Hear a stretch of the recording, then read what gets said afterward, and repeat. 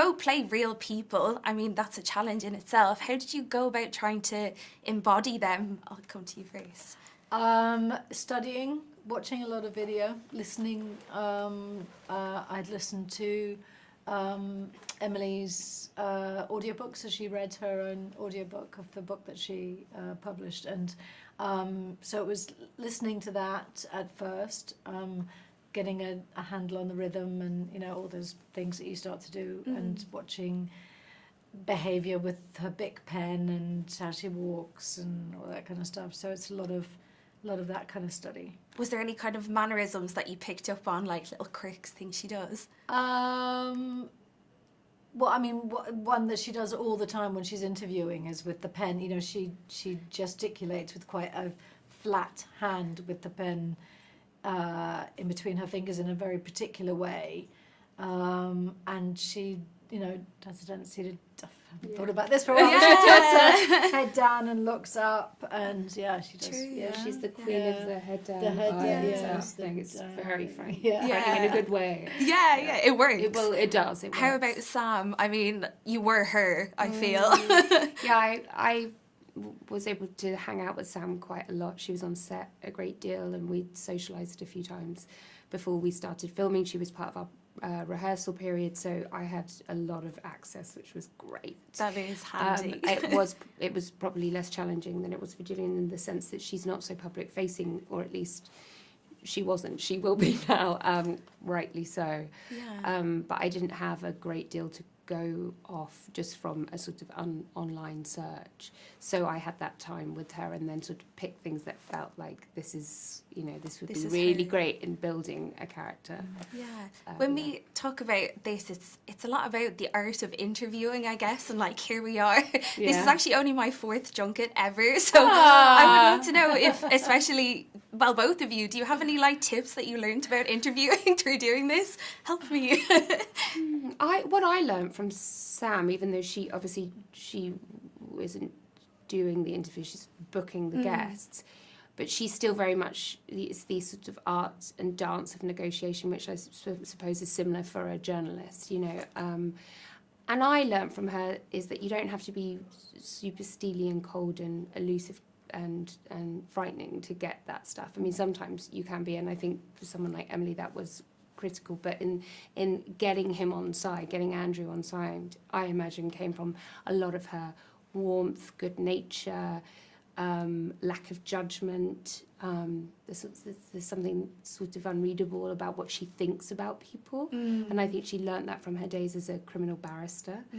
There's a sort of like kind poker face. Yes. And so I guess I'd learnt that skill set from her, that you can be warm and get what you want. Absolutely. One of the things that I found fascinating in the script was they spent 3 days kind of locked up rehearsing, as you'll see in the film. We see a little bit of that, but rehearsing how to answer, what kind of questions, when to lean in, when to be on the back foot, when to be on the front foot, how much to press before he, you know. And so much of their consideration was, in this instance, the kind of person that he was, what his upbringing would have been, what he would be used to hearing from other people, if he's used to just being agreed with all the time, how does that then impact the kinds of questions that you ask and how you ask them? And so that was fascinating. I hadn't necessarily thought before that all of those things, of course, would take in, you know, especially if you're interviewing a world leader or you know, a person in power in some way, or member of the royal family, which is quite a unique situation to be in. How do you ask the questions so that they don't literally say, "I'm sorry, that's too personal, I'm out of here"? Yeah. It's a talent. Absolutely. Well, I wish I had 60 minutes with you guys, but I only have 5, so thank you so much for speaking with me. Thank you. Bye. Good luck with it all. Bye. Rufus, you played Prince Andrew, and I read this morning actually that you thought about turning down the role. What kind of changed your mind? I didn't really. Oh, you didn't? Really. Have they misquoted you? Clear the record. Kind of. I mean, selective quoting, we can call it. Okay, got you. That Gillian had said that she you at first turned it down. When I said, I waited a while before I said yes. Got Well, you. not very long, not long enough for them to offer it to someone else. Okay, It's very important. yeah. But I just thought, okay, I'm just going to go and read through this script again, and I've got to make a wild stab in the dark. Do I think I can do it? And my feeling was yes. I just wanted to give it a day because it was scary. You know? Of course. And then I said yes. A day isn't very long. No, it was not very long. No, it wasn't very So you long. didn't really hesitate. No, I mean, I didn't. But I think the hesitation was after I'd said yes. Actually, to be perfectly honest, what I was remembering was, should I do this, was after I committed to it. Yeah. Got You know, you. so I said yes, and I thought, oh, Yeah, fucking it's a hell. huge undertaking. Yeah, absolutely. Because like he's obviously such a well-known figure, and specifically with the interview scene, I mean, for me, you just got it absolutely spot on. But how was that preparing for that? People can literally watch it Well, on that's the YouTube. thing. I mean, I guess what I mean is I said yes before I had a chance for the wrong part of me to say no, because my gut had the right idea. And then my nerves, obviously, I didn't want my nerves to get involved in the decision. And then knowing that that's when the fear hit me for a while. But one time I felt safe was when I was working on it or doing it. So I spent a lot of time watching minutely and listening to the interview and trying to pin down the whys. Why pause there? Why did he say that? What was he thinking? Is that a real thought, or is it a performative thought? Is that a real epiphany, or is that a performative epiphany? Is that something that he thinks will play well? Sometimes it's a bit of both. Yeah. You know, and I spent so much time on the understanding that I'm not necessarily going to be right, because you can only guess, but I'm going to pin something down so it's true for me. Yeah.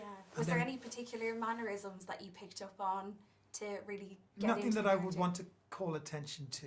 Got but you. you know, but it's just the interesting.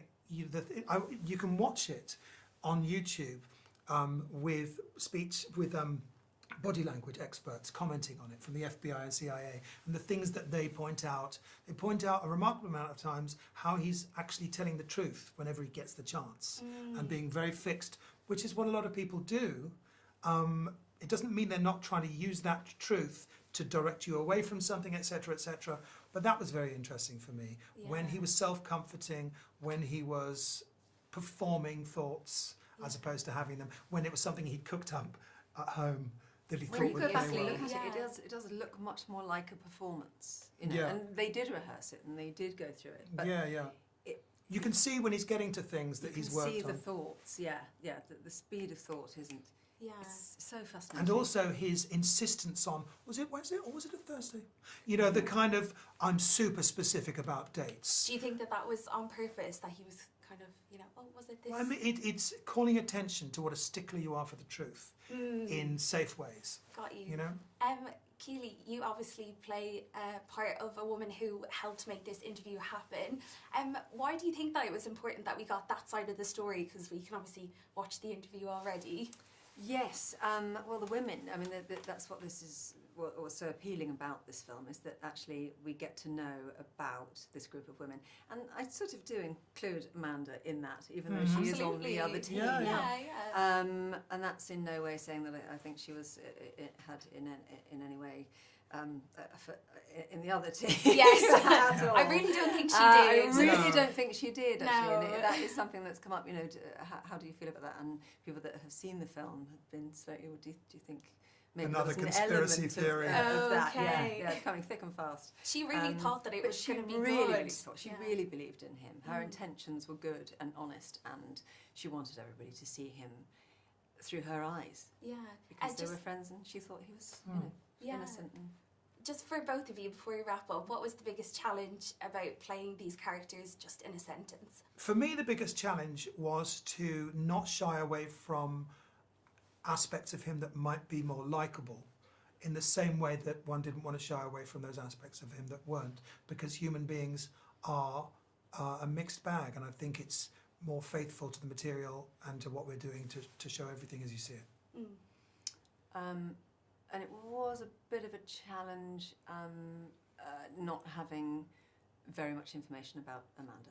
It felt I wanted to be fair to her and you know, give her fair representation, but it's very difficult when there is so little there to work with. Of all the online. characters, really, you were kind of the most in the dark. Yeah. Yes. Yeah. But smashed it nonetheless. Thank you so much. Thank you for speaking In the dark, with me. isn't Thank you, Simon, for Thank speaking with you. me.